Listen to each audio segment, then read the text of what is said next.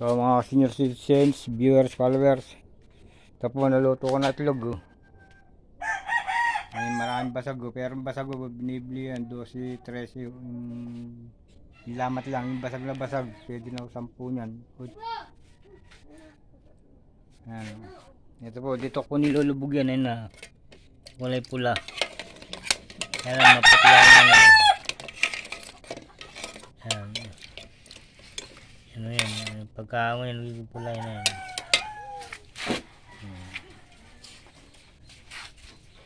Ayun pa sa ako naka-stack ako, mga isang linggo pa mahigit yan bago iluto.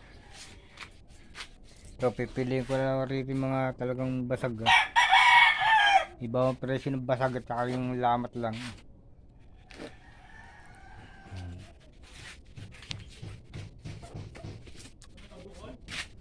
$30, $60, $19, $100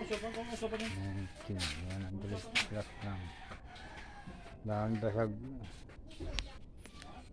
Dito po medyo pagka nababasag, mababa na po presyo yung ganyan. 13 sa 12 na lang po yung 10.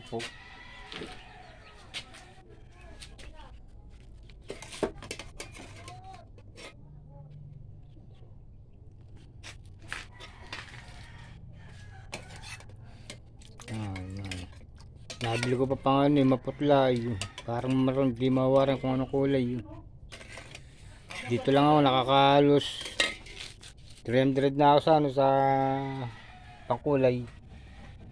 Talagang local ito, mahal naman nung original 105 wala pa akong pambiling ganun kamahal, kaya ito pumaputla parang marmol type. Yan ang marmol type mo.